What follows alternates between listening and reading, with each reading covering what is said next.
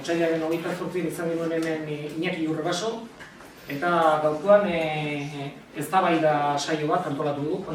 Zergatik eta zertarako Euskaldun ekimenaren barnean horrelako antolatzen ditugu, hitzaldiak, tailerrak, mahai-inguruak, beti euskara, herria, kultura. Trinomio edo hirukio hori ardatz harturik.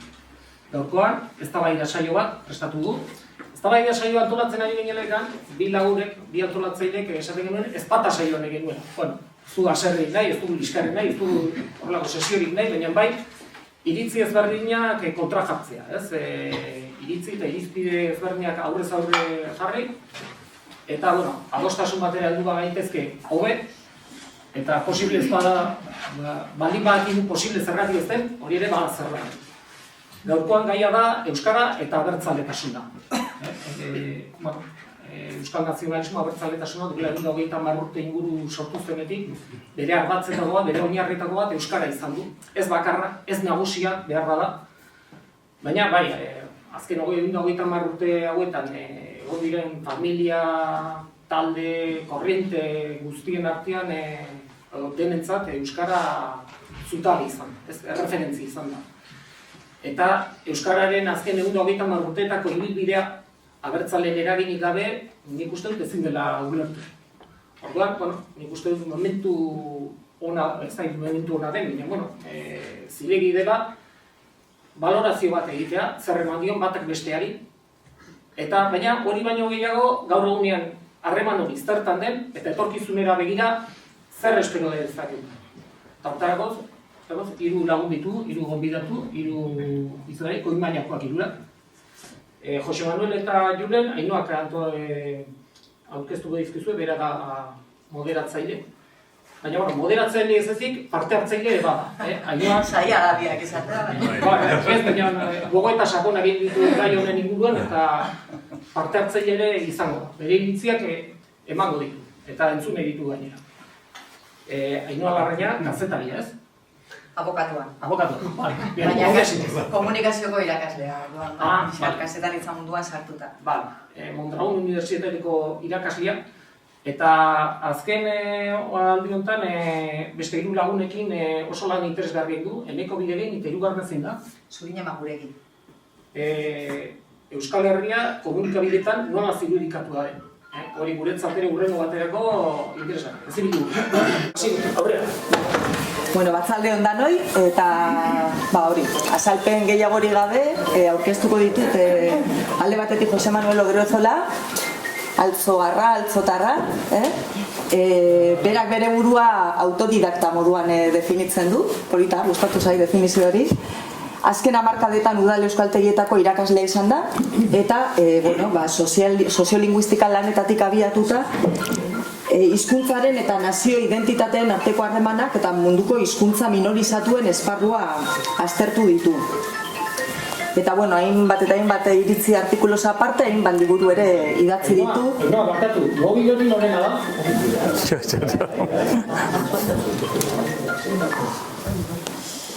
Esaten nuen moduan, hainbat eta hainbat iritzi artikuloz gain, hainbat eta hainbat liburu ere idatzi ditu.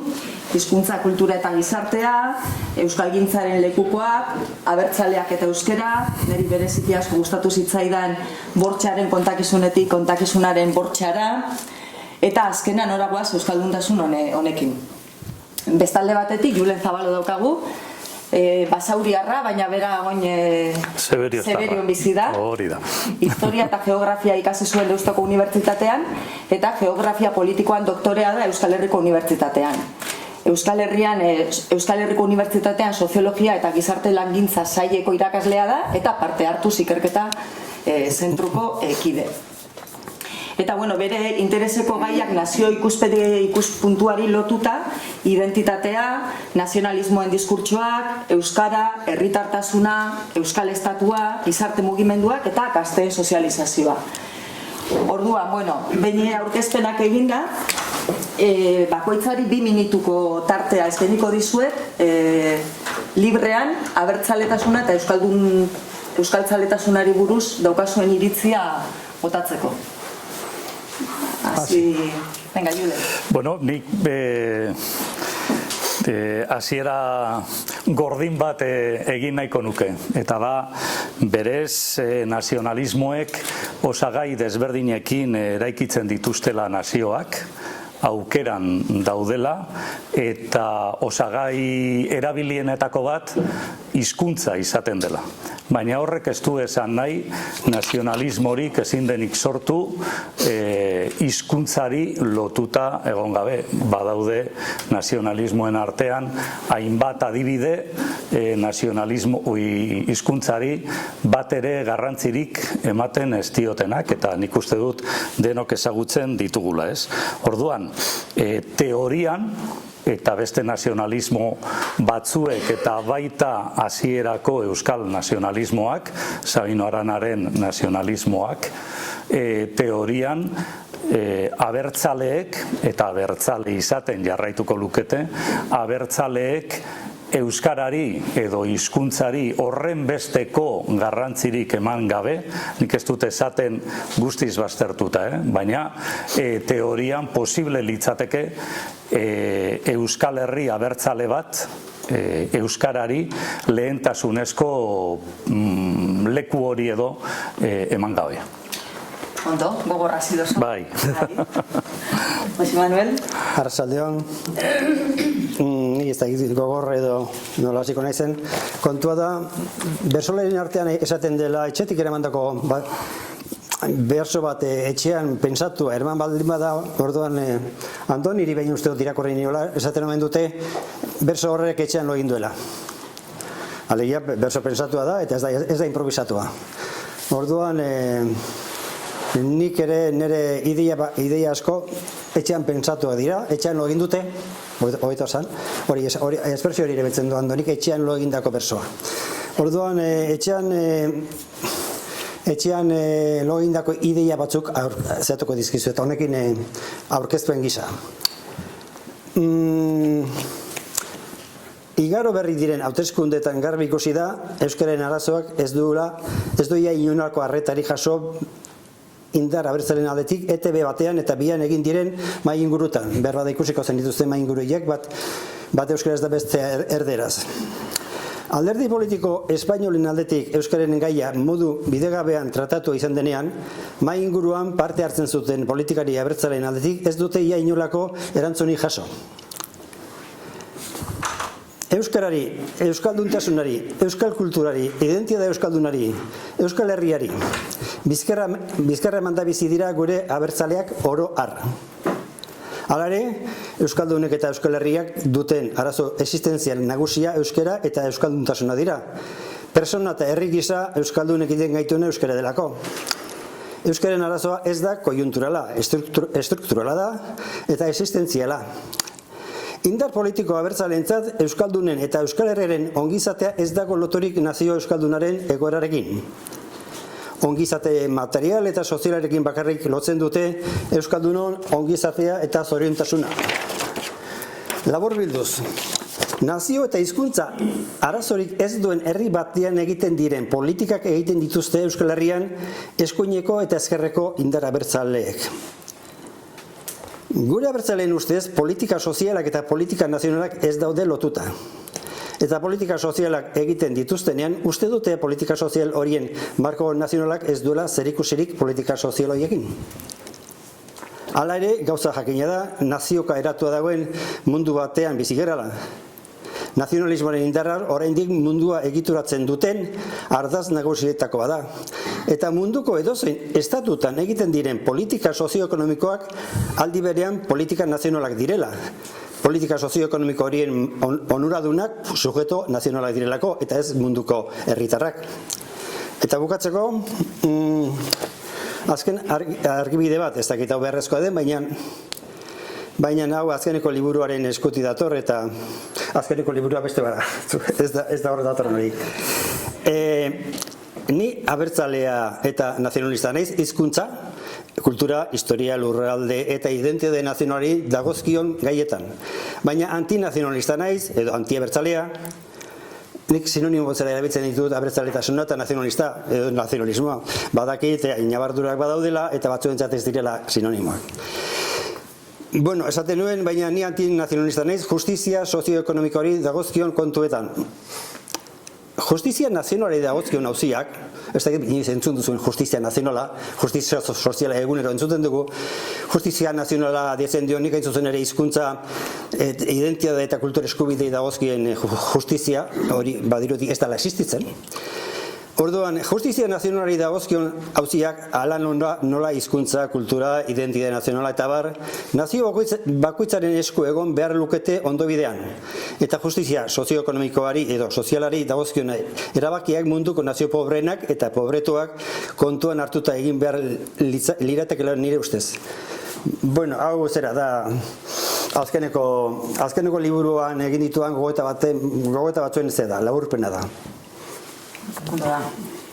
Bueno, ondo hasiga, Bueno, galdera oso zehatz bat egingo dute oin. Bada gai bat gainera ni bereziki mugitzen nabena, eta galdera da. Gero eta norbanako gehiagok dakite euskera, gero eta garbiago daukagu jendeak euskera jakin badakiela, gero eta gehiagok ikasten dutela, arrazoi desberdinak direla tarteko, baina gero horrek ez dio justiziarik egiten erabilerari. Osea, gero hori ez dugu islatzen euskararen erabileran. Eta, bueno, nik esango nuke ez dauka daturik eskuartean, baina nik inguruan daukadan realitatea ikusita, nire inguruan behintzat euskararen erabilerak gora egin beharrean bera egiten du. Orduan, ezagutza gora doa, erabilera bera doa, baikor izan behar gara, eskor izan behar gara, entzuten ditugu askotan autokonplazentziako diskursoak ere, ni horrek asko azarretzen haute, zela esan didaten apurba bustitzeko, hola formulatuko ditut pixka galderak. Orduan, bueno, pixkat hori, ezagutza, erabilera, baikor, eskor. Nik esango nuke erabiltzeko jakin egin behar dela. Orduan, ezagutza gorantz joatea berez, nik uste dut baikortasunerako arrazoi bada. Alde horretatik, zergatik ez baikor izatea. Orain, daukagun arazoa, eta hori mundu guztiak ikusten du, da ezagutza hori ez dela islatzen gero erabilera proportzional batean. Hau da, berez gehiago, nik esango nuke, orotara gehiago erabiltzen dela, ez dakita ondo, baina noski proportzionalki askoz gutxiago erabiltzen da orain dela urte batzuk. Baino, orduan, arazo bat daukagu, horri aurre egin behar diogu, eta pentsatu egin behar da, nik uste dut gogo eta egin behar dugula, nola lortu ezagutza horretatik erabilera emendatzea edo ez. Kontuan hartuta, esaten dugunean ezagutza handitu egiten dela, batez ere hitz egiten ari gara EAEri buruz, edo Nafarroako iparraldeari buruz, ez? Badauzkagu beste eremu batzuk, Nafarroa gehiena eta Ipar Euskal Herria, zalantzazkoa dena hau horrela esatea, ez? Orduan, nik baikor edo eskor, nik uste dut ez dela horretarako momentua, ez gehiago dela, ez dakit horretaz gogo eta egiteko momentua da, behar bada gauza batzuk orokorrean pentsatu daitezke, baina nik esango nuke egon den arazoetako bat izan dela politika orokorrak edo diagnostiko orokorrak zabaldu direla, errealitate lokalak kontuan hartu gabe. Lokalak eta regionalak ere bai, esango nuke, hau da eremu desberdinak eta hori. Eta nik uste dut halako azterketa gehiago egin behar direla, eta esango nuke egiten ari direla, ez? Eta sortu zirenean euskara taldeak eta hainbat herritan eta nik uste dut hori dela edo hortik doala alegin hori. Orduan, nik zerbait esan beharko banu, da baikor egoteko aukera behintzat zabaltzen zaigula ezagutzaren zabalpenarekin, ez? Baina arazoa noski aurrean daukagu. Oso arroi. Ainhoak aldez aurretik bidalize zigun galderak etxean, galderak etxera. Eta noski orduan ideia hauek ere etxean lo egin dute. Koldo Izek ere esaten du, ikasi, D-ereduko ikasle buruz ari dela uste dut, bere autopsiarako frogak liburuan. Ikasi egiten dute, euskaldun izatearen atarian gelditu dira, sartu gabe. Euskara arau bat betetzeko behar dute. Ulertzen dute zelan edo alan, hitz egiteko gai dira. Ez ditugu euskaldunak, zeharo erdaldunak izan gabe euskara dakien multzoaren zati dira. Talde berria, administrazioak sustatutako euskara morroituaren adibide personifikatua. Behartuzkero funtzionatzen dute, hiztun pregrabatuak dira. Pregrabatuak, beraz, orain D-ereduak sortzen dituen hiztunak horrela definitzen ditu Koldo Izagirrek. Neri honen arira gogoeta hau egingo nuke. D-ereduko ikasleek hizkuntza nagusia erdera dute. Erderaz pensatzen dute. Erdal elebiduna dira sail honetako euskaldun jadenak herri euskaldunetako edo arnaltzgunetako herrietan bizi diren aurrak izan, ezik noski. Erdal elebidunak, esan bezala, erderaz eta erderatik pensatzen dute, ez dute euskeratik pensatzen, baina euskaraz hitz egin dezakete, euskaraz pentsatzen ez badute ere. Atzerriko hizkuntzekin gertatzen den bezala, atzerriko hizkuntzak funtzio komunikatibo zehatz batzuetarako balio dizu. Baina zure errepertorio linguistikoa oso mugatua denez, hizkuntza horretan esan nahi dut, atzerriko hizkuntza horretan, ez zara gustora eta eroso sentitzen gaizki edo erdizka dakizun hizkuntza batean. Euskal elebidun orekatua baldin bazara, bi hizkuntzak berdintsu baldin badakizkizu, euskaraz jarduteko erakuspenik ez duzu izango, baina elebitasun orekatuaren errealitateak gehiago du mitotik egiazko existentziatik baino. Batez ere zure hizkuntzetako bat hegemoniko bada eta bestea hizkuntza minorizatu bat euskararen kasuan bezala. Euskal elebiduna baldin bazara, hau da, zure pensamendu eta kultura hizkuntza nagusia euskara baldin bada, zuk euskarara joko duzu ahal duzun guztietan. Ondorioa, D-ereduko ikasle gehienak erdara nagusi den eskualdetan ia denak erdal elebiduna dira. Beraz, eskolan euskaldundutako belaunaldi berriek euskara erabiltzen ez badute, ez gara batere harrituko. Hiztunak bere burua ondoen sentitzen duen hizkuntza aukeratzen duelako normalean. Elebitasunak horrela funtzionatzen du gurean.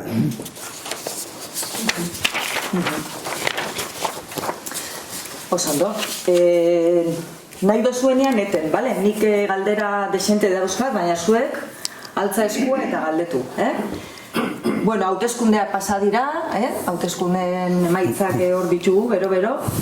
Garbi dago alderdi abertzale gero eta bozka gehiago lortzen dituztela, ikusi besterik ez dago, emaitzak zeintzuk izan diren, baina argi dagoena da, abertzale eta soilik euskaldun sentitzen direnak gero eta gutxiago direla.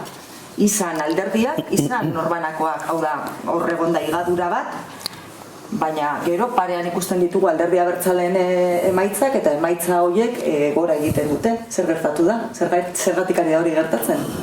Oin Jose Manuel hasikoa. Eta etxean lo egindako ideekin jarraituko dugu. Txepetxek, Jose Maria Sánchez Carrionek, 82an bi esaldi hauek idatzi zituen. Euskalduntasunak oraindik ez du formulazio politiko bere gainik eskuratu. Egungo atakatik irtetzeko ez dago hori egitea baino giltza hoberik. Hau, bilaldiz irakurriko dizuet. Oso ezaguna delako, baina Txepetxe aspaldi joan zitzegun eta obra hobere aspaldikoa da eta orduan belaunaldi ez dakit oso ezaguna dena. Euskalduntasunak oraindik ez du formulazio politiko autonomorik edo bere gainik eskuratu esan zuen. Eta gero, egungo atakatik irteteko ez dago hori egitea baino giltza hoberik. Honen arira, gogo eta edo hausnarketa egiten dut. Zer esan nahi zigun Txepetxek bi esaldi horiekin? Nire interpretazioa emango dizuet. Euskal Herrian oraindik ez dela sortu euskalduntasuna lehen ez den duen ideologia politikorik. Euskal Herriko ideologia abertzaleenak ere ez duela euskalduntasunaren araberako formulazio politikorik egiten. Orain arte inork ez du egin. Euskal ideologia politiko abertzaleek ez dutela euskalduntasuna euskal nazioaren erdigunean jartzen. Euskal ideologia abertzaleen formulazio politikoetan euskalduntasunaren lekua beste balio eta helburu batzuen atzetik, oso atzetik dagoela praktikan beti. Euskal ideologia abertzaleen formulazio politikoetan beste interes batzuk lehenesten direla, ez euskalduntasuna. Euskal ideologia abertzaleen formulazio politikoetan euskalduntasuna ez baldin bada euskal nazioaren ardatza eta balio nagusia, beste hizkuntza, kultura eta identitate batzuk lehenesten dira praktikan, ezinbestez. Euskal ideologia abertzaleen formulazio politikoetan hizkuntza, kultura eta identitate nazional espainola edo frantsesa lehenesten dira de facto. Ez da boluntate kontua, ez da nahi kunde edo esan nahi dut, nahi kontua baizik de facto, gero hori gertatzen zaie edo zaigu mundu abertzalean. Euskal ideologia abertzaleen formulazio politikoetan Euskal Herriaren independentzia aldarrikatzen denean, Euskal Herri independiente hori espainolez edo frantsesez eraikitako Euskal Estadoa izango da, edo Estadoa izango litzateke ezinbestez, hau ere de facto. Horregatik, guztiagatik, Euskal abertzaleen diskursoak ez dira sinesgarriak nazio euskaldunaren eraikuntza ezin delako euskara ez den beste hizkuntza batean egin. Eta bukatzeko. Euskal Estadoa behar dugu, baina euskalduntasunaren formulazio politiko baten gainean eraikia ez baldin badago, estatu hori ez da euskaldunon estatua izango.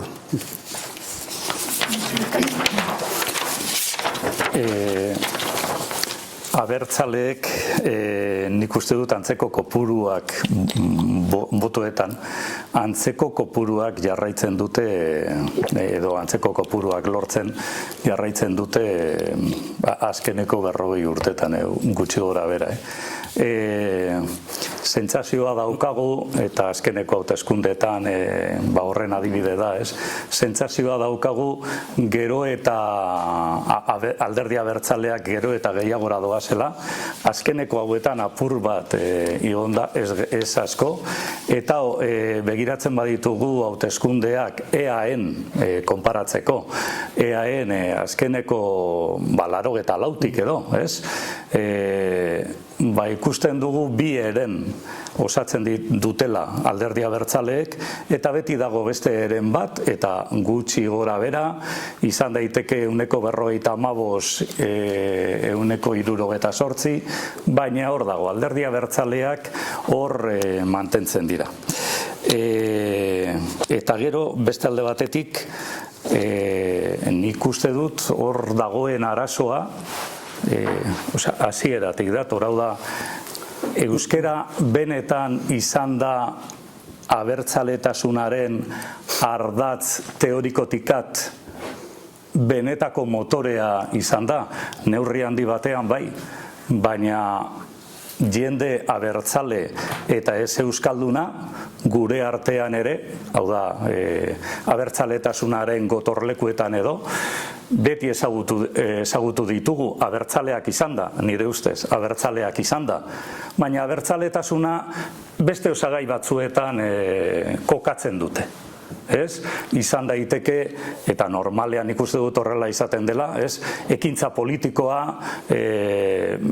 ingurukoekin bat egitea, eta abar, edo beste leku batzuetan, gehiago Nafarroan esate baterako, elementu historikoak, edo mugaldean daudenak, hor Bizkaia, Araba, Nafarroako hegoaldean daudenak, eta horiek badute haiekin hitz eginda, eta badute sentimendu hori, hau da, haiek euskaldunak direla, edo euskal herritarrak nahi duzuen bezala, eta mugaren beste aldean daudenak ez.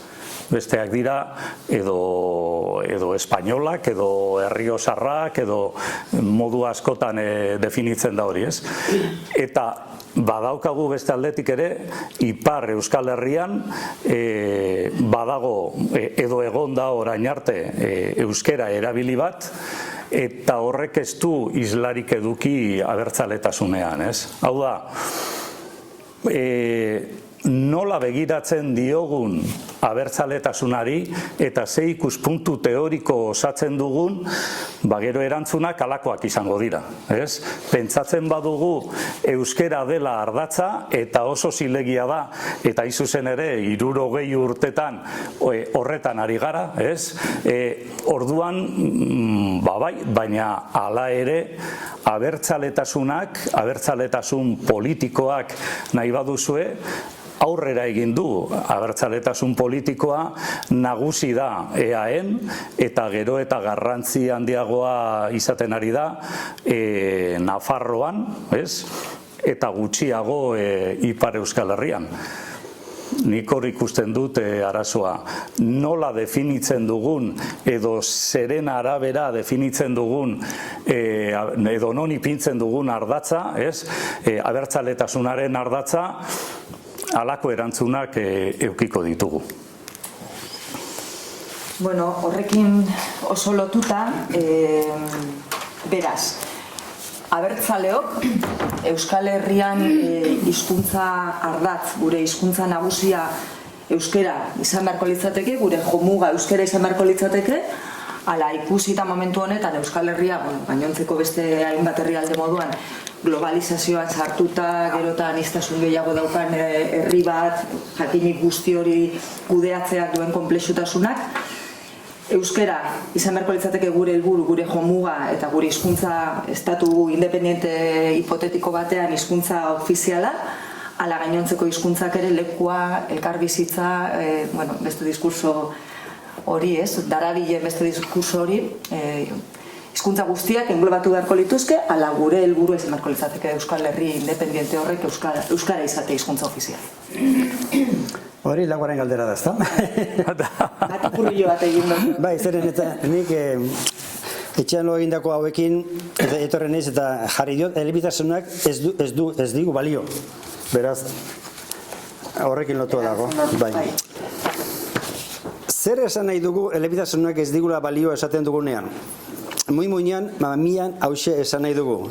Hizkuntza eta komunitate minorizatu eta zapalduak ez duela gutxieneko autonomia eta gaitasun sozialik eta kulturalik izango bere baitarik pentsatzeko eta sortzeko. Euskaratik eta euskaraz herri hau sortzen izenburuko hitzaldia eskaini omen zuten Uxu Alberdik eta Maialen Lujanbiok Elgoibarren. Norbait izan zen hitzaldi hartan? Bat. Zu? Bi. Hiru. Bueno, kontua da, euskaratik eta euskaraz herri hau sortzen izenburuko hitzaldia eskaini omen zuten Uxu Alberdik eta Maialen Lujanbiok Elgoibarren. Ez dakit egun hartan zer esan zuten eta nola planteatu zuten nik ona ekarri nahi dudan auzia. Alegia, euskaratik jarduteak zer implikatzen duen. Nire susmoa edo hipotesia aurkeztuko dizuet. Gure gurasotar basoen euskalduntasun diglosikoan, diglosia ez dakit gehienetza dezaguna izango zaizu, baina kontua da diglosia garai baten oso modan zegoela eta esaten genduen euskararen egoera diglosikoa zela, euskaratzelako kultura hizkuntza eta bere funtzio formalak, alegia administrazioan eta gainerakoan funtzio formalak betetzen ez dituen hizkuntza bat ez baldin bada, orduan egoera diglosikoan zela edo dagoela esaten genduen, eta orain azken bolada honetan diglosia ez da askorik erabiltzen, baina noizean behin agertzen da.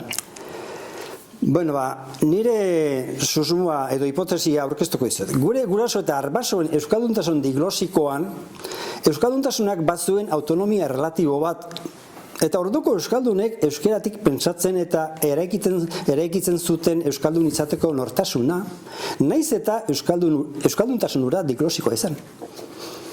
Egia da hori. Diglosiarekin batako zea hori, bitxikeria hori, esan nahi dut, garai hartan euskaratzen hizkuntza hegemonikoa, etzen kultura hizkuntza, etzen kultura formala, esan nahi dut, etzen boterearen hizkuntza. Etzen boterearen hizkuntza, baina hain zuzen ere Euskal Herritik, Euskal Herri historikotik geratzen ziren nekazari giroko Euskal Herri txikietan, oraindik ere hoie dira arnaz guneak edo dena delakoiek, Orduan bizi izan ziren nire guraso eta arbasoak, eta orduan eta altzo dut nik jaioterri edo jaioterri. Kontua da orduan euskalduntasun hura dikolosikoa zen eta ez zuen balio. Euskalduntasunetik formulatzen zuten eta euskeratik pensatzen zuten. Ez bakarrik euskeraz. Euskeratik interpretatzen zuten mundua eta bizitza.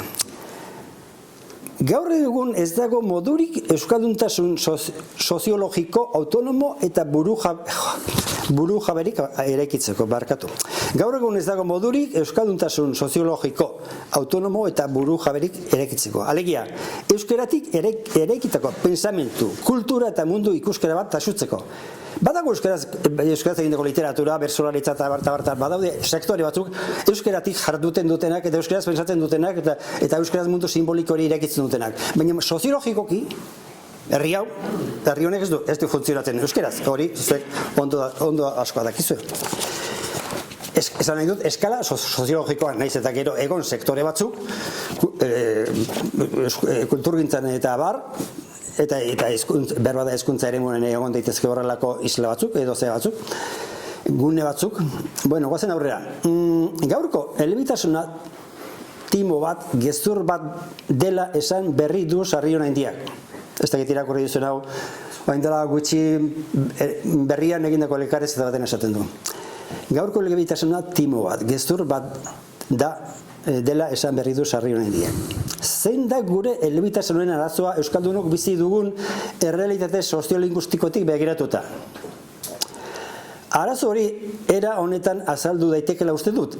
Euskara nagusi den herri txiki euskaldunetako egoera kenduta, gaur egun eredua sortzen duen euskalduntasunak ez dauka gaitasunik euskalduntasun autonomo eta burujabe bat sortzeko. Alegia, euskeraz eta euskeratik jarduteko.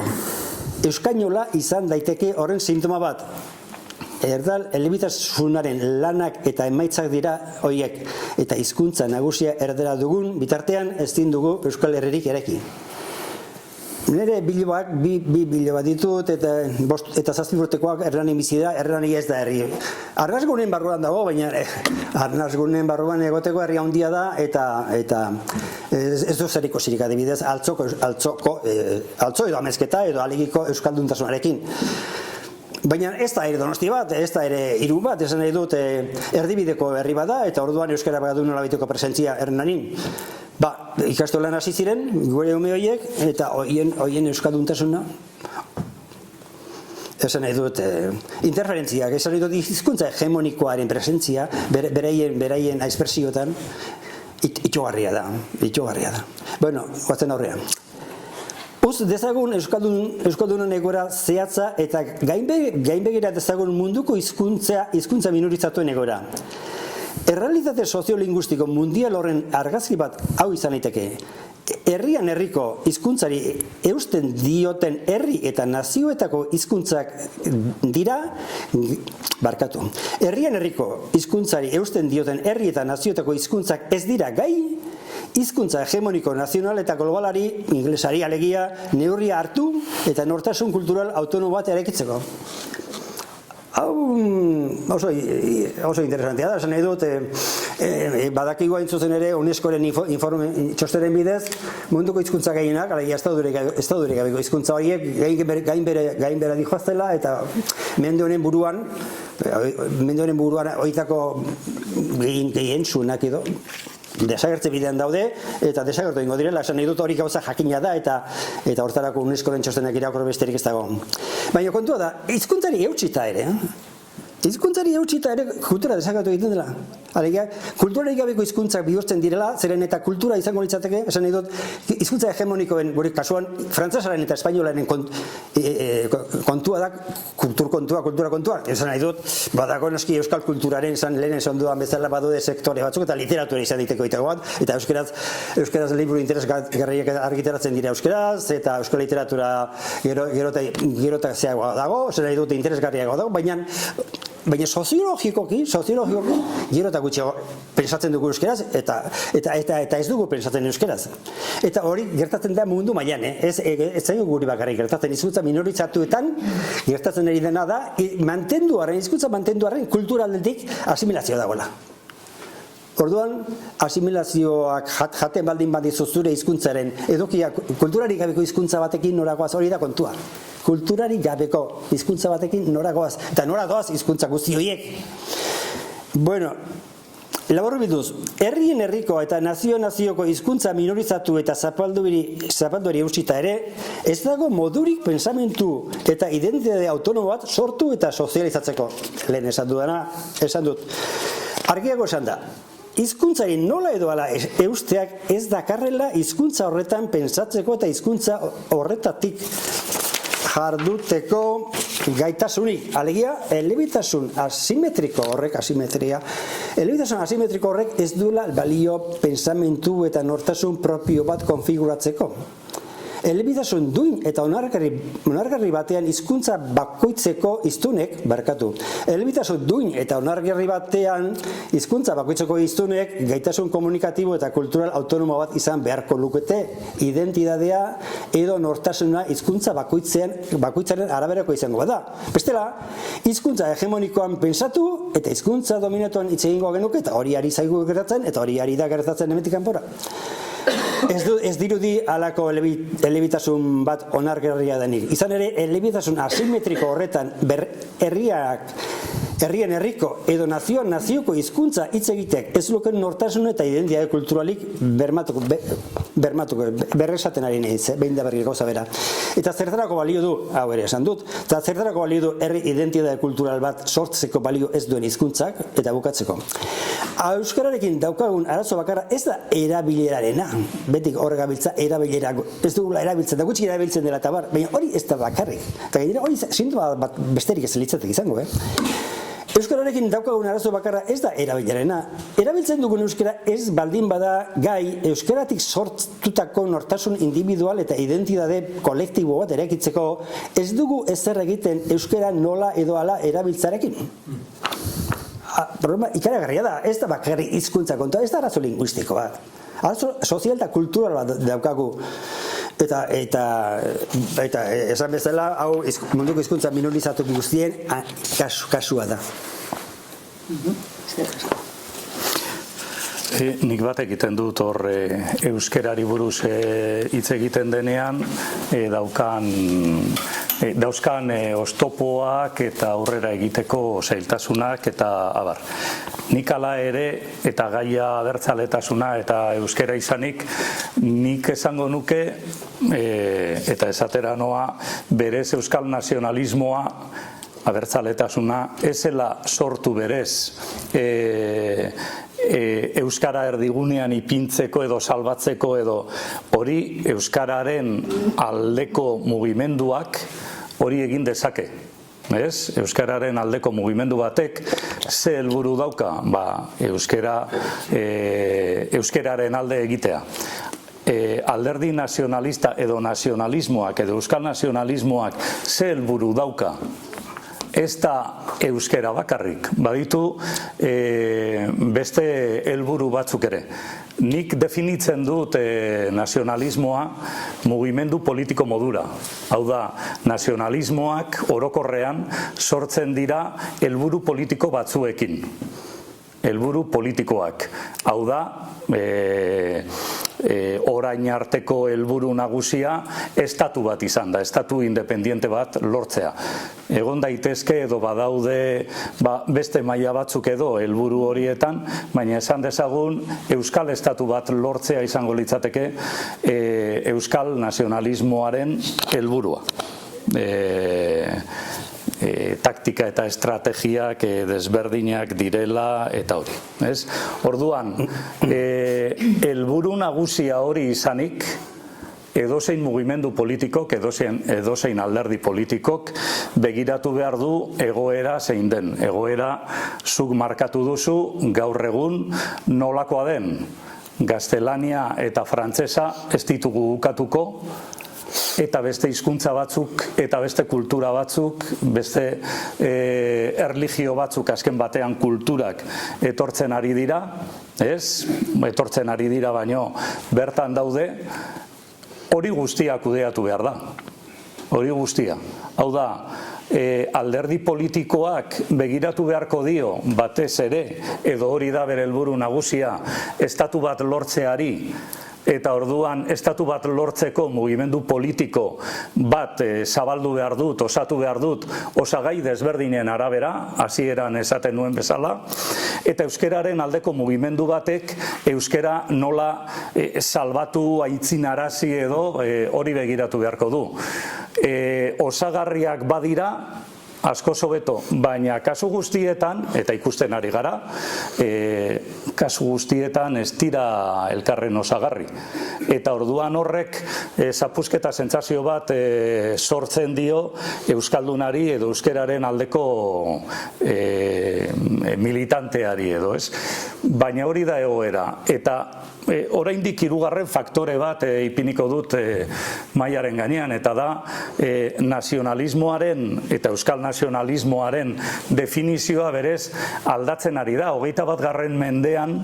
21. mendean hitz egiten dugu zertaz, erabakitzeko eskubideaz, Eskozian erreferendum bat egin zela, Katalunian prozesu bat ireki zela erreferendum batekin, zertan datza mugimendu hori? Ba, herritarrei ematen zaiela, hortik etorriko litzateke subiranotasuna, ez? Herritarrei ematen zaie estatu bat eraikitzeko ahalmena edo ez. Zeren arabera, ez aurretik dagoen edo eraikita dagoen nazio baten arabera. Ez, estatua sortzen da herritarrek erreferendum batean hala erabaki dutelako, eta ez badute hori erabaki, ez dago estaturik. Eta estatuaren alde dauden pertsona horiek behar bada ez dakite euskeraz, behar bada euskera oso urrun sentitzen dute, baina badituzte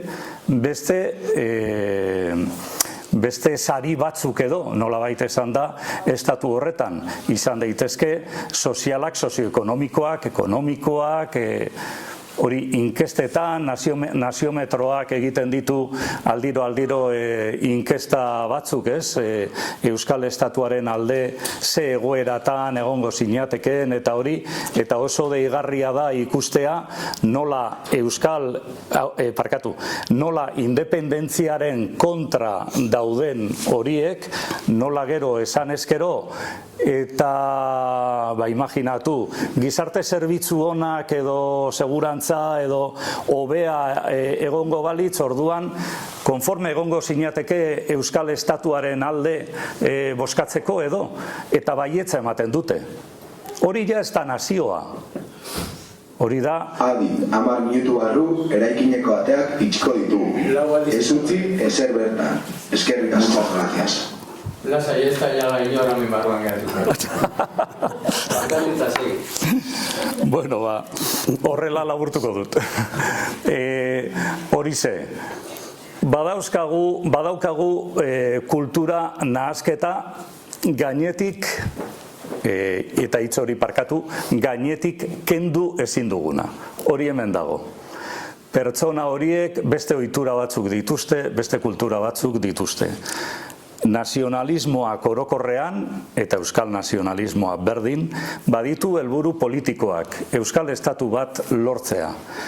Euskeraren aldeko mugimendua osagarria izan daiteke, eta hain zuzen ere euskal nazionalismoak euskaran oinarritu du nazioa azkeneko 60 urtetan. Baina kontuz, ze 21. mendearekin batera etorri den nazionalismoa ulertzeko etorri den aldaketa horretan, herritarrari ematen zaio estatuak sortzeko ahalmen hori, gaitasun hori. Eta herritarrak ez dira nazioak. Herritar guztiak horretan nik uste dut utz egiten dugula, nazioa gara, Euskal Herrian nazio bat baino gehiago gaude, nazioa azken batean ikuspuntu subjektibo batetik ni Espainiarra sentitu naiteke edo Euskal Herritarra sentitu naiteke. ez? Eta hala ere, nik ez daukat estatu bat nire euskalduntasun hori islatzeko, ez? Orduan, nik uste dut hori dena kontuan hartu behar dugula, eta euskararen kasua guztiz aztertzekoa dela, baina gauden egoeran egonda. Ezinik eskatu gabe. Bai, bueno, sartu duzu horre gai bat da erabakitzeko eskubidea. Ni erabakitzeko eskubidearekiko oso eszeptikoa naiz. Ez dut uste erabakitzeko eskubidearen bidetik helduko nik Euskal Herriko independentzia, baina bueno, hori aparte utzita. Badago nolabait momentu honetan independentzia hitza terminoa bera, hauteskundetan nik ez dut hola gehiegi entzun, orduan inkluso abertzaletasuna kontzeptua bera albo batera lagatzeko horrelako ez dakit joera bat egon daiteke, ez dakit niri iruditzen zait baietz, nik independentzia hitza hauteskundetan entzun dut azkenengo boto horrekuentua egin zenean, azkenengo momentuan txaloka danak ospatzen da hor independentzia, baina bestela ez dut entzun independentzia estatu propio bat lortzeko formulaziorik alderdi politikoen ahotik. Diozunean, herritarron esku egon beharko litzatekeela erabakitzea estatu propio bat bai ala ez, eta hor galdetzen direla hainbat galdera, gizarte segurantza hobea, osakidetza hobea eduki edo, hor sartzen gara ez, estatu propio bat behar dugu zer hobeto bizitzeko, edo estatu propio bat behar dugu euskaldun izatea bermatuko diguna, hor sartzen gara pixkat olako nahaz masa batean, ezta? Baina, galdera da, beraz, alderdi politikoek nolabait bozkak lortzerako orduan momentu honetan hipotesi bat izan daiteke lausotu ero rebajatu dituztela hainbat kontzeptu euskararen aldeko oso mezu argiak, ero oso proposamen radikala hitza erabilko nuke edo, beste askorendako informazio hori ere oso importantea da, eta zer gertatuko litzateke euskararekin, eta nola lortu ez dakit, hor pixkat nik susmoa daukat alderdi politikoek boska horiek bermatze aldera, ero boska horiek gehitze aldera hainbat puntu ezete dituzten lausotu, beste hainbat perfil erakartzeko helburuz. Nik bosgarren galderan sartu ditut ez duk orain erabegituzun hainbat gauza. Jarri dio gainera izenburua independentismoa versus nazionalismoa.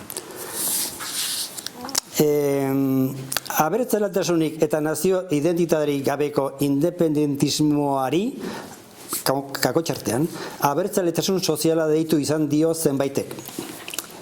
Kataluniako prozes delakoan egin zen ezagun eta estrategia hau omen zuen. Kataluniako identitate nazionalarekin bat egiten ez zuten sektore sozial espainolak independentziaren aldeko prozesura erakartzea, hori omen zuen helburua. Abertzaletasun soziala, abertzaletasun sozialaren estrategian hortaz, ez da nazio identitatearen sistema osatzen duten hizkuntza, kultura, historia, lurraldea bezalako balio abertzalerik aldarrikatzen. Aldarrikatzen dena besteri da, ongizate soziala edo estatus sozioekonomiko hobea lortzea edo klase sozialen arteko arrakalak gainditzea.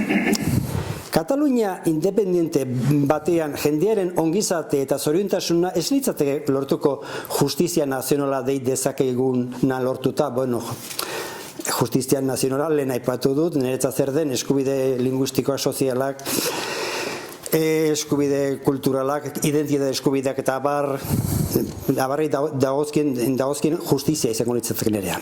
Beraz, Katalunia independiente batean jendearen ongizatea eta zoriontasuna ez litzateke lortuko justizia nazionala deit dezakeguna lortuta. Hau da, katalanak beren hizkuntzaren, kulturaren eta identitate nazionalaren arabera bizia izatea. Ez. Esan bezala, askatasun nazionala gutxiesten duen eta herritarren estatus sozioekonomikoa hobesten duen Katalunia independiente baten aldeko estrategia hobetsi zen prozes delakoan. Nik neuk abertzaletasunik gabeko independentzia kritikatzeko bidean azken muturra ez dakit. Behar bada nahiko hitz egin duzten, hemendik aurrera dijoana Bota. Nik neuk abertzaletasunik gabeko independentzia kritikatzeko bidean azken muturrera joan ta. Esango nuke, abertzaletasun hori, nazionalismo sozioekonomiko hori ez dela oso etikoa, oso morala. Eta hau, badakit eskandalagarria dela, zeren eta. Bai Katalunian eta bai hemen, babesten den abertzaletasuna, eskoina zer esan egin, baina ezkerrak ere, ezkerra abertzale babesten duena, batez ere abertzaletasun soziala da, alegia eskubide sozialetan. Noiz entzun dio nik txibiteri, gaur bertan entzun dio uste dut, txibitek egin du alako valorazio bat hemen gauteskondetan gertatu denari buruz, eta uste dut esan duela, edo esan du, Euskadi Irratian entzun dudalako. Alegia, ez dela inondik inola agertu eskubide, aldarrikapen identitate edo hizkuntza edo nazio aldarrikapenak ez dutela inolako lekurik izan, eta eskubide sozialak gailendu direla, herritarren eskubide sozialak gailendu direla erabat, eta uste dut, hau, egia dela. Ez ETV batean eta bian gertatzuna gertatuzerako, baizik eta kanpainan zehar, nabarmendu diren hasi osakidetzatik hasi eta gainerakoetara, esan nahi dut, ez da besterik aipatu. Zerbitzu sozialak, zerbitzu publikoak eta eskubide sozialak, eta beraz, herritarren estatus sozioekonomikoa eta osasun kontuak eta gainerakoak. Bueno, zergatik izan daiteke niretzat zalantzagarria, Katalunia eta Euskal Herria bezalako nazio garatu eta beraz batean nazionalismo sozioekonomikoa lehenestea. Nazionalismoak zergaitik, alegia, zergaitik, justizia sozialak zergaitik izan, formulatzen dudan ondo, ulertzeko moduan, justizia sozialak zergaitik izan behar ditu muga nazionalak. Muga nazionala bukatzen diren fronteran zergaitik bukatu behar dira justizia sozialak. Hori ezin dut zehatu. Esan nahi dut, imaginatu ezazu jaio gerela herri pobre batean. Hirugarren munduko edo ego globaleko herri pobre batean. Bizitza osorako kondenatuak gaude, jaio gerelako, jaio gerelako. Orduan ezin dut asumitu, ezin dut onartu etikoki, hain zuzen ere, hain ausazkoa eta hain zorizkoa den kontuan. Jaio zerela, jaio zoritxarreko leku batean, alegia herri pobre batean, herri pobretu batean, herri txirotu batean. Orduan, justizia sozialari edo justizia sozioekonomikoari dagozkio politikak zergaitik izan behar dute nazionalak, eta zergaitik nazionalismoak eragin zehatu behar du hori. Ez dut, etikoki ez dut ikusten oso zileketenik. Bai, nazionalismoak berziorik, nire ustez, nazionalismoen berziorik txarranetako bat delako nazio garatu bateko ondasun eta baliabide materialak nazio garatuko kideen artean bakarrik banatzea. Justizia global baten arabera violentzia estrukturala gaixotzen eta hiltzen dituen nazio pobretutako jendea kontuan hartu gabe. Palestinan ez dakiz zenbat milaka ume hil dituzte. Baina horren berrik jakin dugu. Baina badakigu egunero hiltzen direla umeak, goseak eta osasun arazoak gaitik. Eta horren berri ez dakigu. Beraz, eta hori zer da? Horrek ez aldo zer ikusi mundu aberasaren nazionalismoarekin? Mundu aberasean dauden nazioen nazionalismoarekin ez du zer ikusirik zuzen ere munduko egoera sozioekonomiko horrek noski duela. Ez hain zuzen beste nazionalismoak hobesten da lehenesten ditulako bere naziokideak, aberkideak lehenesten ditu eta klase sozialen arabera hor dago, klase sozialen arrakala hor dago, baina nazionalismoak oso, esan nahi dut, erabat loturi dago munduan praktikatzen den edo indarrean dagon kontzeptu justizia sozial horrekin. Esan dezakun injustizia horrekin. Nazionalismo ekonomiko estrukturalak gerrak eta gatazka armatuak sortzen dituen nazionalismoak baino ondorio humano okerragoa ditu, batez bestekoa, naiz eta gure ideologiak horretarako hipotesirik onartu ez. Guri itzaigu sartzen alata guztiz ere Palestinako ikusi ondoren gauza okerragori gerta daitekenik ere. Gauza okerragoa gertatzen dira, okerragoa baldin badain zuzen ere hildako 13.000 ume horiek hiltzen direla mundu pobrean eta inor ez dela enteratzen eta horien giza balioaz ez dela existitzen egia da. Palestinako umeek ere ez dutela, Palestinako umeek eta Israelgo umeek ez dute balio berdina. Orduan gizatasunari buruz hitz egitek ez du zentzurik, baina esan nahi dut injustizia esan nahi dut, gure kontzientzian estanda egiten duena bortxa da, bortxa politiko zuzun hori, gerrak, katazka armatuak dira, eta hor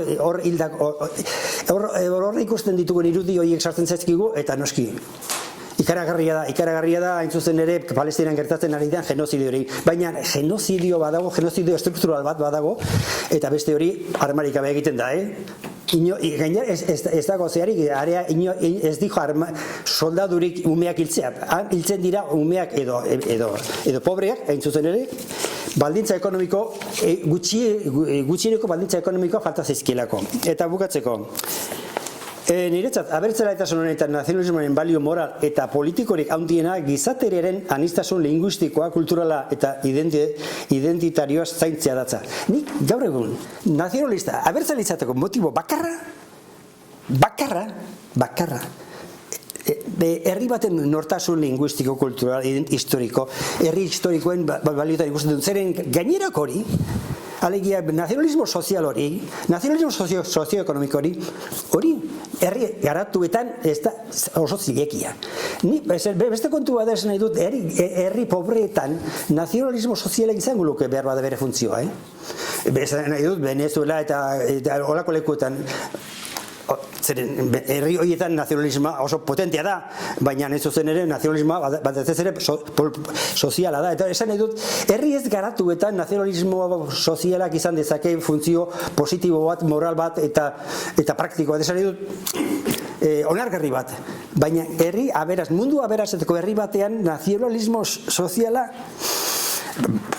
ondo dago, esan nahi dut, osakitetza behar dugu eta zerbitzu publikoak ere beharko ditugu herri hauetan, esan nahi dut, herri garatuetan Euskal Herria mundu aberatzean dago eta hemen ere beharko ditugu, baina perspektiba badugu garaia ikuspegia zabaltzeko eta nazioz haratagoko ikuspegi moral eta etiko bat edukitzeko, eta niri nazionalismoak azken urteetan egin duan reflexioaren ondorio hori da.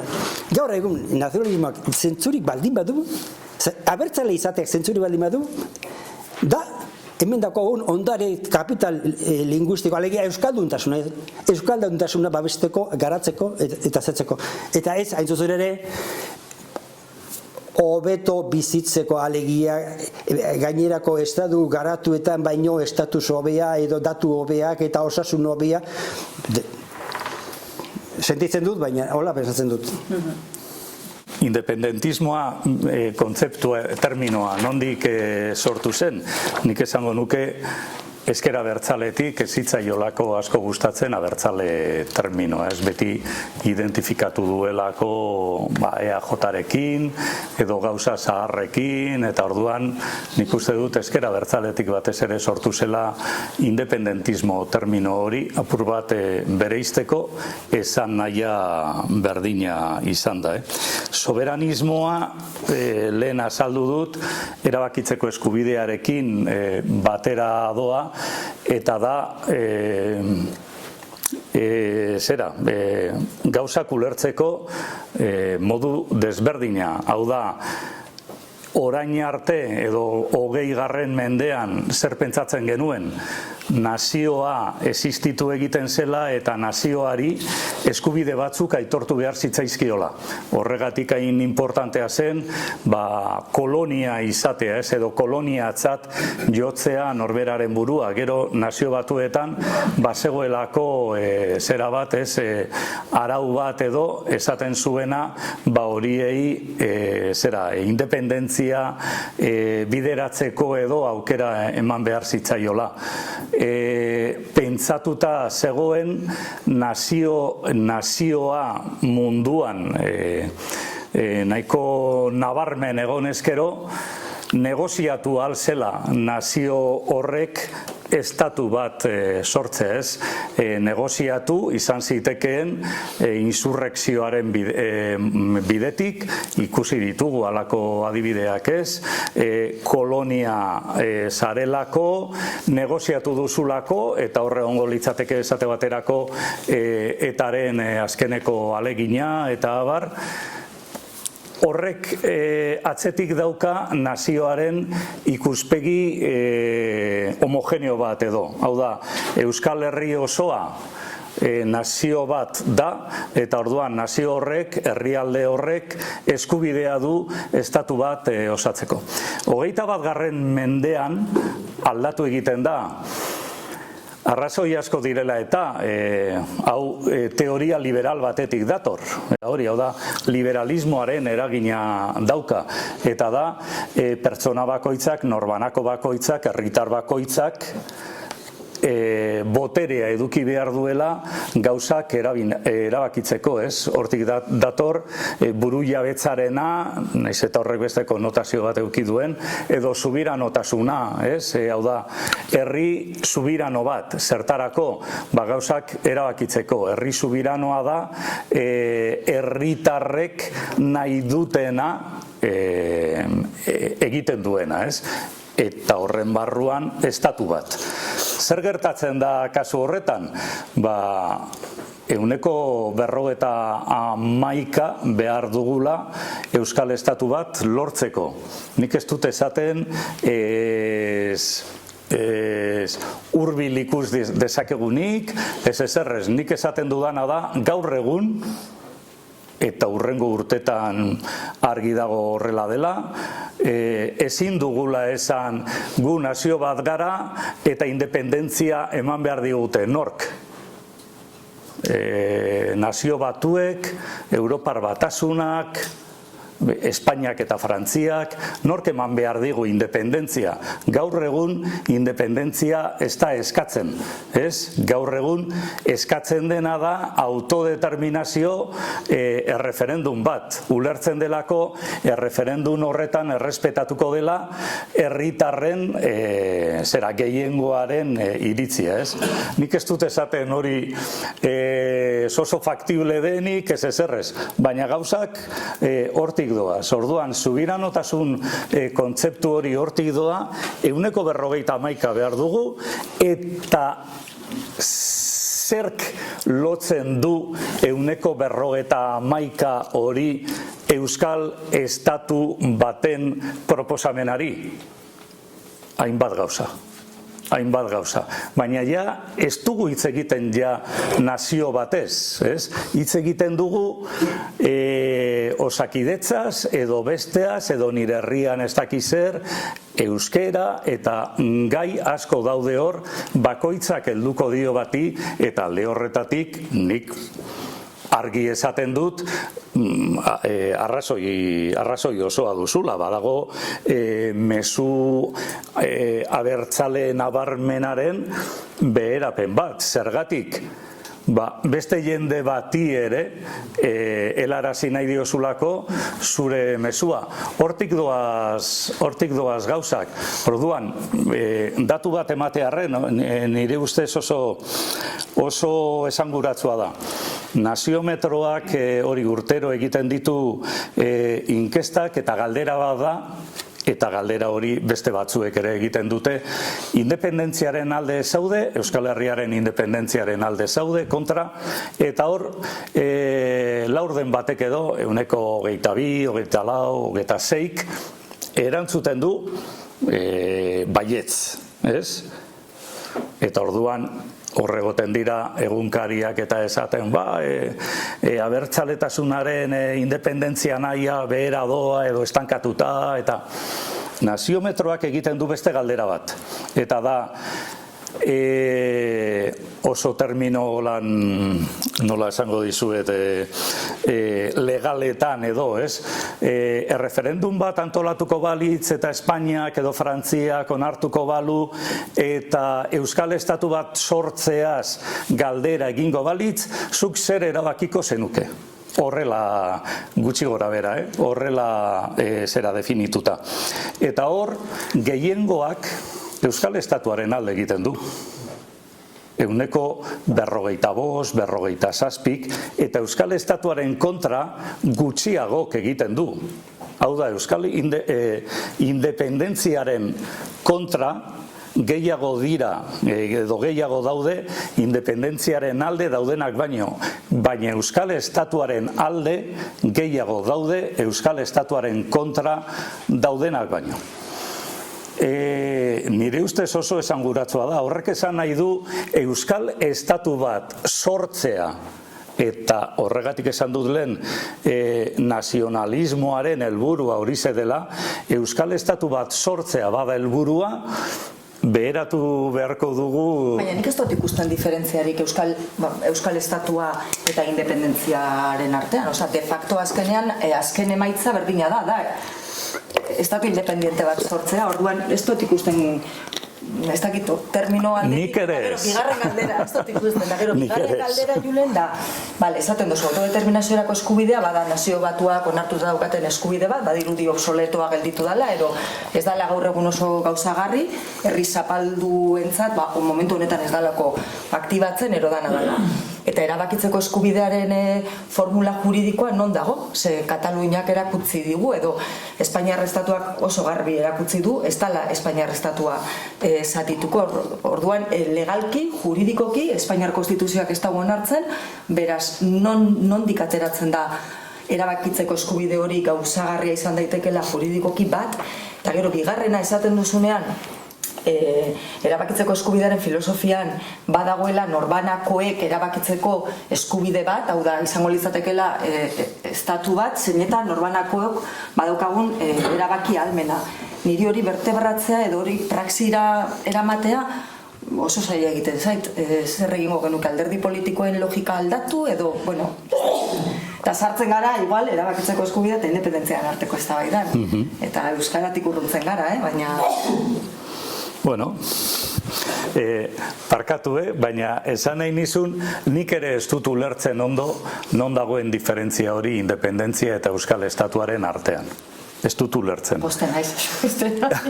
Baina nik esaten dizuet, behin eta berriro urtetik urtera esaten dena. Eta da, jendea independentziaren alde dago 125, zeu zer esatearren, eta Euskal Estatuaren alde 155.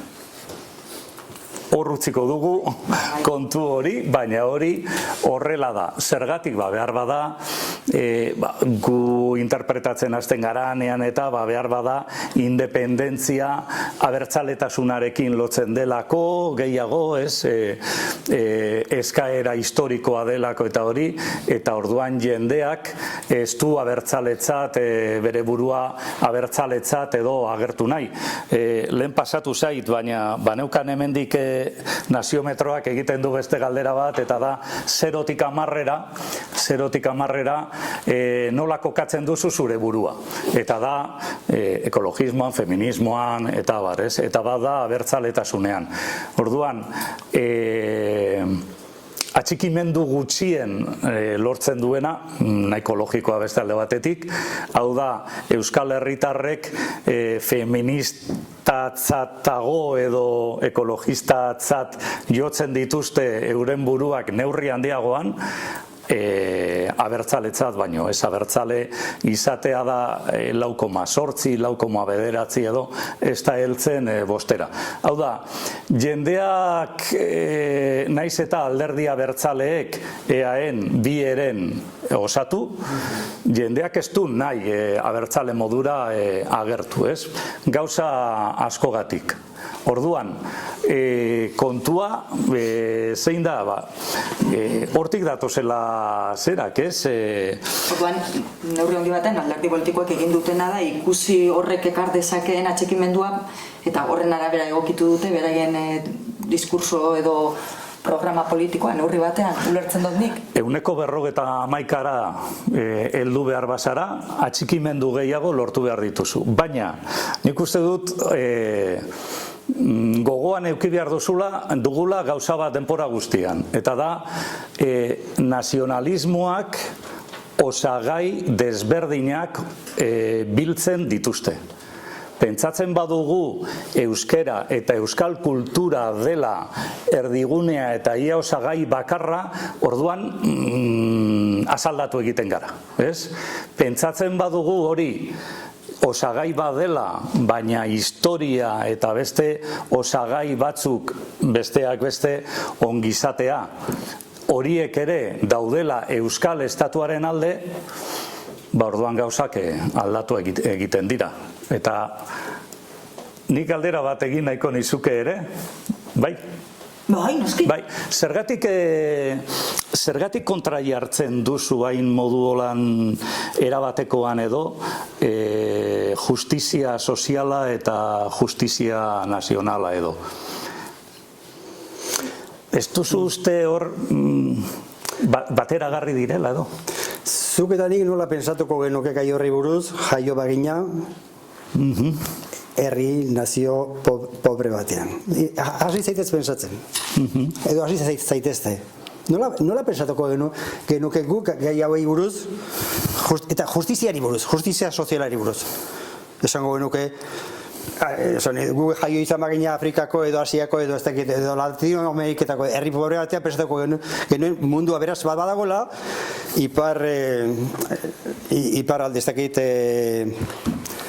iparralde globalean, eta bestea berriz zera da, pobre hori, hirugarren munduri hori detzen diote ego globala. Orduan, ego globalea jaio izan baginago, edo hirugarren mundua jaio bagina, justizia sozialei buruzko gure kontzeptua zein izango zen. Universala izan behar duela, eta ez dituela bere mugak nazioko mugan zeatu behar, ez direla aitu behar edo bukatu behar, baizik eta justizia soziala universala izan behar duela, eta mundutar gizaki orok duela eskubidea zuzen ere gutxieneko gizatasunean bizitzeko. Gutxieneko gizatasunean, bere esan nahi du, gutxieneko baldintza sozialak, ekonomikoak eta materialak izateko, eta bizirik egoteko, beste, bizirik existitzeko, eta gutxieneko zoriontasunat lortzeko.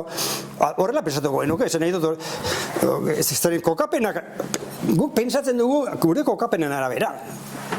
Eta gure kokapena ez da bakarrik, esan nahi dut, kasu honetan izango litzateke mundu aberaz bateko herri batean jaio garela, herri horrek arazo nazional badauka, eta horregatik gaude gaur hemen. Baina kontua da Euskal Herrien arazoa dela mundu aberaseko, adierazten dudan, mundu aberasaren barruan zapaldua dagoen herri bat gerako. Eta horrek ez gera hirugarren mundu pobreko nazio zapaldu bat, baizik eta gera mundu aberaseko nazio zapaldu bat, eta orduan hor kontradizio handia dauzkago. Zeren eta zuzen ere alde batik zapaldua gaude, baina beste aldetik zapaltzaile ere bagera zuzen ere justizia sozialari dagokionez, zeren eta guk Euskal Herrian eta Espainian eta Frantzian egiten diren politika sozialak, sozialen onuradunak frantsesak, espainolak eta euskaldunak era batez ere hor egoten da halako zea bat, 0,7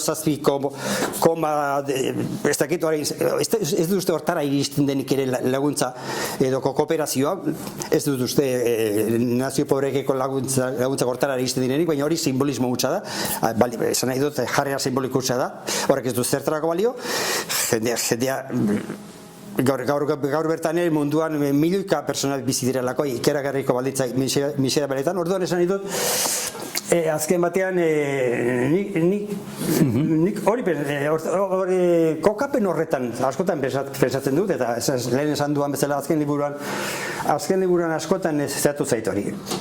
Guk nola pensatuko genuke, nola jokatuko genuke, eta ze konzeitu izango genuke. Nazionala izan behar du, nazionalismoaren araberako justizia sozial bat, nazionalismo hori hain zuzen ere, nazionalismo hori potentzia, esan nahi dut, potentzia aberatzen eta nazio aberatzen kontrolpean dagoenean?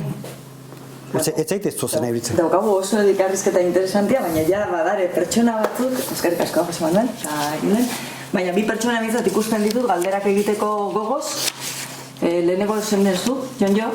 Ez dut aztertu Alderdi Abertzaleen diskursoan Euskaren inguruan, eta hitz egite dut pixkat impresiotik, eta intuiziotik. Iruditzen zait, aspaldiko urteetan bintzat, euskara ez dela, Alderdi Abertzaleen diskursoan, gare gutxiago erdigunean. Eta hori ja erabat desagertu da. Ez da erdigunean edo alde baten desagertu da. Eta gero, nire ustez, adibidez, gero eta gehiago entzutena formulazio bat, hiru hizkuntzak gurean dira, gaztelera, euskara eta frantzesa, niri harrigarria gertatzen dela, nik dakidala espainola eta frantzesa inposatu zaizkigu, oso modu bortitzen gainera. Eta hori oso bizi dago, hemen nahi duenak ikusi dezake, inposaketa hori oraindik egunerokoan, Nafarroan askoz bortitzagoa da, eta iparraldean ikaragarria da. Hora, niri harri-harri egizik formulazio hori, ez? Batez ere nik eskertu gunezuke, esatea non dagoen diskurso hori informazio. Galdera da, ez dakira bako benetan egon den edo esten egon, ez? Eta gero, bigarren aldera izango ditzateke, nire impresio askotan da soziometroa, edo, egiten da edozein inkestaren inguruan, norarte ez zuen botereak mekanismo bat edo diskurso bat martxan jartzen, aizatzen da, zabaltzen da, edatzen, eta gero horren neurria hartzen duen, ez? Eta iruditzen zait, momentu batean, abertzaletasuna gure artean indar handia zeukala, abertzalezatea oso ondo ikusita zegoela gure artean, une batetik aurrera beste diskurso batzu behatzen hasi ziren, eta hori gaizki ikusita dago. Horain ematen du, lotxatu behar garela abertzalek izatea. Baina iruditzen zait, horren atzean, ez dala jendea aldatu dela, bezik eta jendearen iritzia aldarazi dela. Hori diak galdera, ez dakit. Lehenengoa, zehor esan duzu horre zure impresioa dela eta hori galdera zein izango litzateke? Ez, noiz egon den euskara alderdi abertzaleen diskursoaren erdigunean. Erantzungo dut. Nik esango nuke eta hori esan nahi dut, edo esan nahi izan dut hasieratik, alderdi abertzaleen zeregina ez dela alabeharrez euskara erdigunean ipintzea azkeneko 60 urteetan. Beti egon dira erdaraz egiten zuten abertzaleak, edo abertzaletasuna beste elementu batzuetan oinarritzen zutenak. Orduan, egonda mugimendu sendo eta garrantzitsu bat euskalduna, euskeraren aldekoa eta teorian, ez teorian esan nahi dut fiktizioan baizik eta teoria mailan esan nahi dut, diskurso hori garatu duena eta orduan, ematen du horretan egon garela.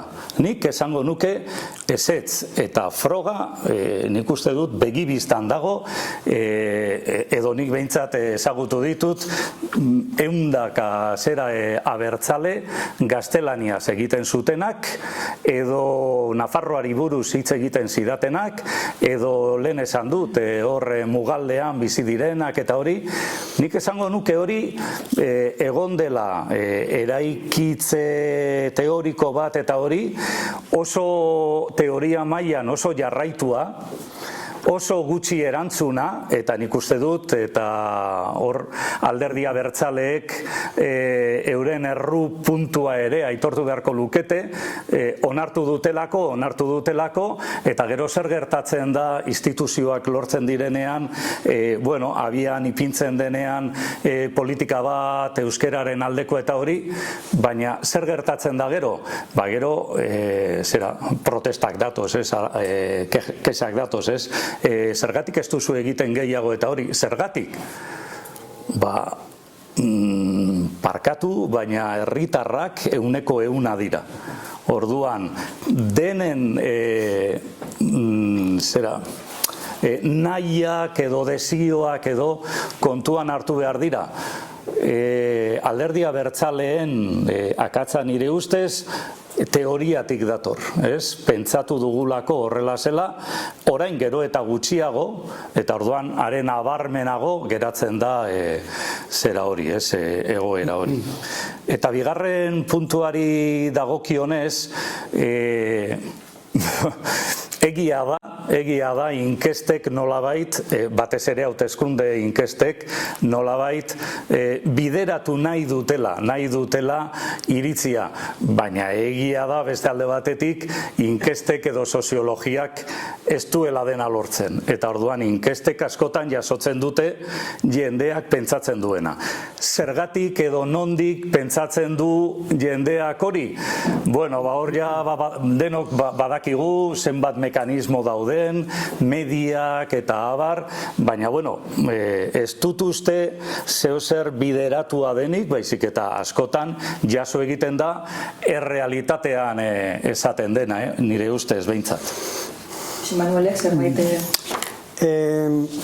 Mundu abertzalean edo alderdi politiko abertzaleen artean euskaltzaleak ze leku edo ze tratamentu edo ze rol jokatu duen txillardegi datorkit, besteak beste txillardegi bota egin zutelako alderdi politiko batetik, euskerari eutsi nahi ziolako, euskeraren erabilerari eutsi nahi ziolako, ordua militatzen zuen alderdiaren barruan. Beraz euskaltzaleak, eta hemen euskaltzaleak gaude, nola biligera edo gure historia zertan da.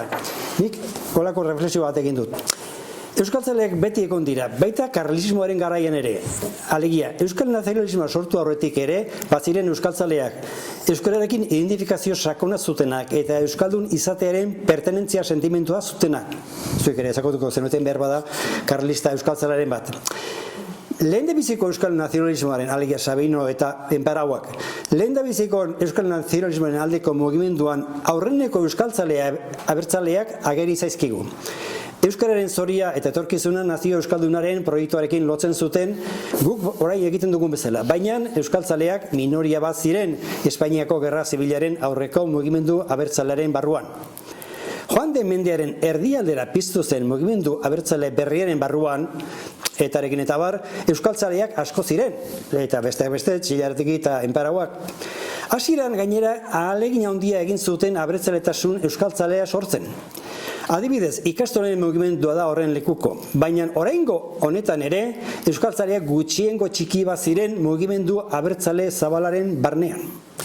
Gaur egungo euskal herrian, inoiz baino euskaltzale gehiago dago, baina oraingo honetan ere minoria bat besterik ez gara indar abertzaleen munduan. Alderdi abertzale guztietan daude euskaltzaleak, baina presio talde moduan ez dute indarrik beren alderdi politikoen politika linguistikoak euskalduntzeko. Eta bukatzeko, ondorioa. Euskaltzaleak aspalditik daude Euskal Herrian, baina beti gutxiengoa izan direnez. Ez dute eragin indarrik izan inoiz abertzaleen politikak euskaren aldera lerrarazteko, mugiarazteko. Gaur egun, abertzaletasuna nagusi da Gasteizko legebiltzarrean, baina nagusitasun abertzalea euskaltzalea ez denez, nazio gutxitu baten gutxiengo baztertua gara euskaltzaleon komunitatea. Guk gara gutxiengoaren gutxiengo bat. Anatzean ere bazegoen galdera bat. Alde batetik zuk esatezu jaioa ginen Afrikako zentroaldean, ze justizia nola ikusiko genduke. Nik uste eta Afrikako zentroaldean jaioa ginen eukiko gendula beste zentzua justiziarena. Zer ikusirik ez daukana guk daukagunarekin. Nik uste hitz egiten dugula eurozentrismo batetik, eta pentsatzen dugu gure justizia universala da. Baina gu jaioa ginean Kongon, erlijioari buruz, feminismoari buruz, poderari buruz, beste kontzeptu erabat ezberdinak egiko genituzke. Hori alde batetik. Gero, ni, aldarrikatu nahi dut, alde batetik autore pare bat, Walter Tauli, eta beste bat gaur ongo txinatak bat Aita Olio, ez? Walter Taulik oso ondo aipatzen du bi mundu gerren artean nola egon ziren mugimendu batzuk beraien Europako ekialdeko hizkuntzak babestu nahi zituztenak eta ikusten zuten argi eta garbi hizkuntzak izan behar zutela efizienteak. Erresak eta efizienteak. Justu euskerarekin lortu ez dena. Adibidez, ez? Euskerarekin aditzak komplikatu dira izugarri. Euskerarekin ergatiboa esageratu da, inork ez du esan politikoak esaten dute. Beti esan da, politikoak esan dute.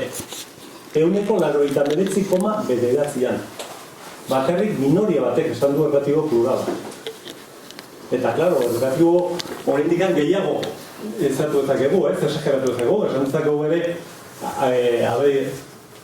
hauek dira gaizki dago. Hau dira. Hauek egin duta, baina hau dira. Zorionez hori izasatu. Baina hemen egon da, joera bat pentsatzea zenbat eta euskera komplikatuagoa eta komplexuagoa eta ofizialagoa egin, orduan eta euskera beratxagoa izango zala eta hobea izan dela. Eta hori izan da, veneno hutsa euskeraren zan. Euskera izan bartuen hizkuntza bat erresa. Eta simplifikatu sintaksia, eta simplifikatu aditzak, eta komplexurik gabe hartu kanpoko hitzak eta hori ez dugu lortu. Aita Oliok, txinatarrak, aztertu ditu 70 gehiago hizkuntza, metodo matematiko batzuen bidez, eta azaldu ditu adibidez 6 sintaxi mota daudela, 6. Beraentzat eraginkorrena, zalantzari gabe da, sujetoa, aditza eta objektua. Bigarren eraginkorrena da, arabeak adibidez erabiltzen dutena da, aditza, sujetoa eta objektua. Arabe hiztunak erabiltzen dute sujetoa, aditza eta objektua. Baina beti daude akademikoak, esaten dutenak, zen geragu esateko Mahomak gaizki idazten zuela. Zen geragu esateko. Mahomak idazten zuen aditza, sujetoa, objektua. Hirugarrena euskera dator. Euskera eta beste hizkuntza koreanoa, japonesa eta abar. Eta da, sujetoa, objektua eta aditza. Beraz, esaldi osoa entzun barrezu, jakiteko zertaz hitz egiten da. Gutxien eraginkorra da objektua, aditza eta sujetoa. Askotan berriak erabiltzen duna bere titularetan zoritxarrez. Gauza guzti horiek oso kontutan hartu dira eta ez ditugu hartzen. Eta nik uste euskeraren akats benetan ez gehan ataka horretatik aterako baldin eta ez gehan konturatzen garbitzalitasun alde bat eutzi behar dugula, arauak alde bat eutzi behar ditugula, eta egin behar dugula euskera bat erresa eta efizientea. Beraz, zure ustez, euskaren arazo nagusia ez da soziolinguistikoa, linguistikoa litzateke. Berroita mar da berroita mar. Nik uste eta adibidez, Belizen inglesa arazo egiabitzen dena eta inguruan danak gaztera zitzegin. Eta beti zitzegin izan da. Aditz inglesa da izugarri erresa. Paper batean idazten duzu aditz inglesa. Pentsa, zeinek dominatzen du hemen sala honetan euskal aditza. Zaten baizuen nori, zuek, guri, lehen aldian potentziala, hartzeinek esaten da. Inglesak ez dauta hori. Hitzak oso motzak dira, fonemak hauskatzen dira aparatu fonatzailean aurrekaldean, beraz ez dute esfortzu fisikorik eskatzen, eta batez ere, ez daukate hizkuntza akademiarik. Egun oso laguna esaten hori gaizki dago, hori gaizki dago.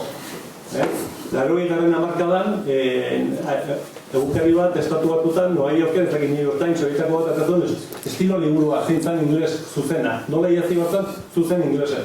Bueno, estatu batutako zirrikito guztietatik jendeak guturak bian izituen esanez, haizu gutzia zuen pakean. Nik inglesez hitz dut, zudut puntak jartzen zaiten bezala. Hori guk ez daukago. Eta gure kalterako izan da. Zarantza da. Anatzean beste aldera badago.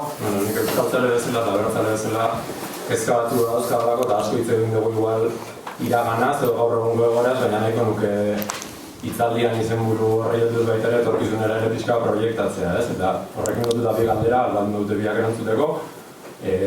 Batetik abertzaletasunak herri proiektu bat badaukan neurrian, zuen ikuspegitik herri proiektu horretan euskerak ze paper bete behar duan, edo abertzaletasunak zertara aspiratu behar duen euskerari dagokionez, edo ze hizkuntza proiektu daukan gure herrirako, hori nahiko nuke zuen ikuspegia jakitea horren inguruan, eta bestetik helburu hori lortzeko aurrera begira ze diskurso edo ze praktika konsideratzen dituzuen izan daitezkela emankorra gatozen hamarkadetarako. Aurreko hamarkadetan guk ezagutu dugun abertzaletasunan diskursoak balio izan duen bezala euskeraren pizkunde baterako edo aurrerapen batzuk emateko, ematen du hor hitzaldi bat egon dela. Datorren hamarkadetan ze bide edo ze hildo izan daitezke emankorrak, aurrerapen hori berriro ere gauzatzen jarraitzeko. Zuk esan duzu eta oso ondo, gauza bat da zer lortu nahi dugun, eta beste bat da hori lortzeko Euskal Estatua izan liteke esate baterako. Zer egin behar dugun? Daukagun errealitatea kontuan hartuta. Hau da, badaukagu errealitate bat, hizkuntza bat baino gehiagorekin, esan dezagun gutxienez bi eremu bakoitzean gehi beste batzuk, eta naiz eta oso urrun egon, 191 lortu beharrekoa referendum hipotetiko batean. Nik horrela irudikatzen dut Euskal Estatu batera heltzea, ez beste modu batera. Orduan, konbentzitu egin behar dugu jendea. Konbentzitu egin behar dugu jendea lehenengo Euskal Estatu hori lortzeko, sortzeko, eta jendeak baietza emango dio Euskal Estatu horri behar bada hizkuntzagatik, baina behar bada beste gauza batzuengatik ere bai. Oseak, nik puntu bateraino oso logikoa eta oso normala ikusten dut gauza batzuetan diskursoa apaltzea. Helburua hori izan da. Orain, alderdi abertzale modura, edo abertzale, orain arte behintzat, euskal kultura bere barruan sartu duena, abertzaletasuna izan da. Eta abertzaletasunak horri heldu behar dio. Orduan, nahi baduzu da oreka ezina, nik ez dakit, baina bi jokaldi horiek konjugatu behar dira. Alde batetik jendea erakarri euskalduna ez dena, eta behar bada gaur egun euskararekin oso interesatuta ez dagoena, eta bestetik euskarari eustea. Nik esango nuke alde horretatik euskararen aldeko mugimenduak parkatu, orokorrean, nolabaiteko autonomia bat edo hartu beharko lukeela alderdiei horrenbesteko konpromisorik eskatu gabe ondo aztertu beharko lukeela eta ondo jorratu beharko lukeela politika berri bat edo euskara indartzeko, eta gaur egun, eta horretaz denok kontziente gara, gaur egun ez dago beste modurik sentsazio, impresio eta afektuen bidetik espada. Hori nola lortzen da? Ez erantzun, inork ez daki. Hasi gaitezen horretaz hitz egiten, baina horretan oinarritu behar da.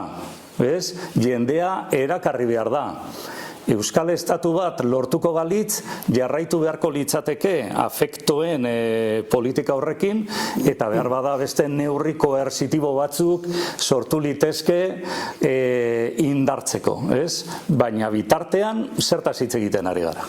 Baina niri hor pixkat, Julen, kontraesana sortzen zait buruan.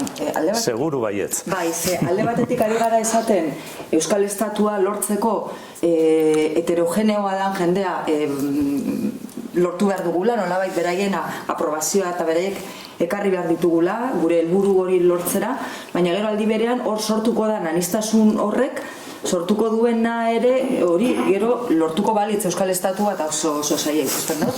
Baina, bueno, lortuko balitz, aipatzen ari zaren erabakitzeko eskubidearen bidetik, eukiko genuke jendarte bat, edo oso helburu anitzak daukana, ez? Bat egongo dalako Euskal Estatuaren alde, aipatu duzu moduan arrazoi jakin bategatik, baina printzipio argi batzuk ez dira egongo konfigurazio horretan. Gaur egun estatuak sortuta daudeneran, Espainiar Konstituzioa printzipio oso garbiak ditu idatzita.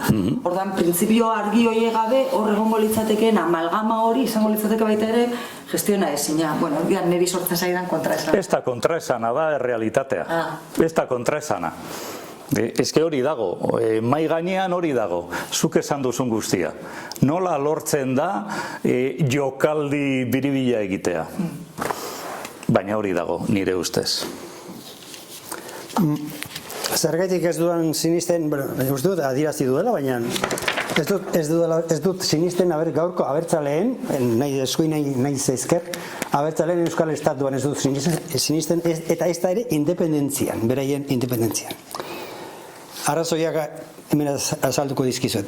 Nazio baten identitatea edo nortasuna, hau da, nazio bateko herritarren pertenentzia sentimentua edo nazio bateko kide direla sentitzeko baldintza politikoak bermatzea, botere militararen eta politikoaren bidez lortu izan da kasu askotan, agian gehienetan. Munduan dauden 200 bat estaduen historia gain begiratzen nahiko da hortarako. Nazio baten identitate edo nortasun linguistikoan, kulturalean, historikoan eta lurraldezkoan bizitzeko, nazio horrek bere buruaren jabe izan behar du, bere nortasuna politikoki babestuko badu.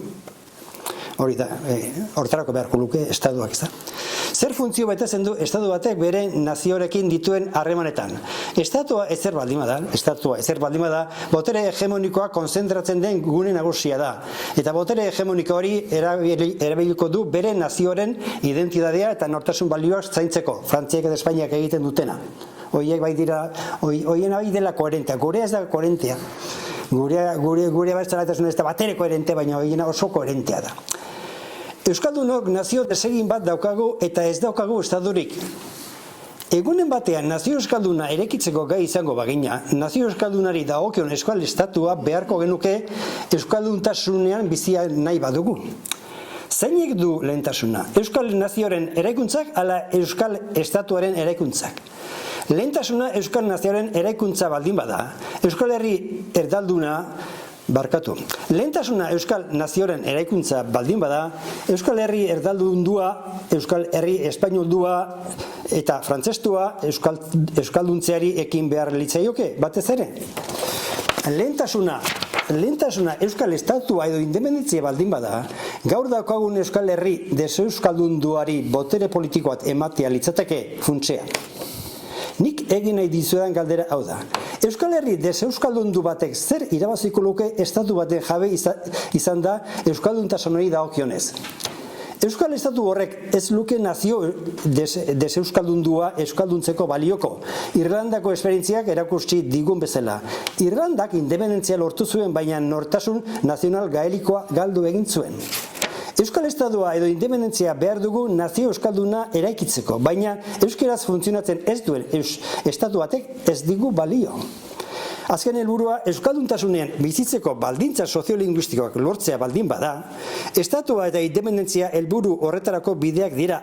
Ez dira helburu nagusia. Estatua, independentzia ez da helburu nagusia. Bideak dira. Azken helburua euskeraz bizitzeko baldintza soziolinguistikoak sortuko lituzkeen nazio euskalduna eraikitzea da nire ustez. Beraz, helburu nagusia ez da independentzia eta estatua, baizik eta bideak, bitartekoak. Uste dut, nabardura hori niretzat funtsezkoa da. Este galderarik. Ikazte bat, uste dute momentu ezberdinetan erantzun duzuela. Baina gogoeta bezala, hausnarketa bezala, Euskal Herri etimologikoki, Euskaren herri den aldetik, eta Euskara garai batean egin zen Aragoneko Pirineo eskualde zabaletan, eta herri esan ez eta garai hartan haiek ere Euskaren herri izango ziren gaur egun ez dira, zerbait esateatik, lagun bat dut aragonesa, berak bere buru euskalduntzat, Basko eta Navarro bezala ere definitzen du, eta esaten du, Aragoneko azken euskaldunak 19. mende erdietan hitzirela. Gaur egun hori esaten dituzara eta ez ditu sinisten. Orduan, nolabait esan duzu, baina Euskararen herri hori balizko estatu independiente batean zer izango litzateke. Horrentxe aipatu duen Irlandako galtak, zer bat izatera bortxatu du edo kondenatu du? Nik horri gaineratuta, Irlandak ez dauka nazio sentimendurik, nik leku gutxi, enaiz oso ibili hortik, baina izugarrizko nazio sentimentua daukate, beti ingelesez adierazia. Bai, noski bat, Irlandan badago nazio sentimentu bat, badago nazio identitate bat, kontua da nazio identitate horren edukiak, balioak, zeintzu diren. Alegia, hori ere kontuan hartu beharko dugu. Nazio identitatean bizi nahi dugu, baina esan nahi dut nazio identitate horren edukiak, kontenidoak zeintzu dira. Ze balio hobetsi behar dugu eta zer balio utzi behar dugu gerorako. Kontua da lehen esan duen moduan herri mundu aberats batean, esan nahi dut, Irlandan edo Euskal Herrian abertzale edo nazionalista izateko motibo bakarra niretzat nortasun linguistiko kulturala da, historikoa da. Alegia, herri historikoak izan gera, bai Irlanda bat, eta herri historikoiek galdu egin ditugu, galdu. Desegin egin dizkigute, gure kasuan Espainiak eta Frantziak eta egin kasuan Inglaterrak. Orduan hain zuten ere, nik noski Irlandarrak bere musika eta beren selekzio eta beren gainerakoekin oso ondo.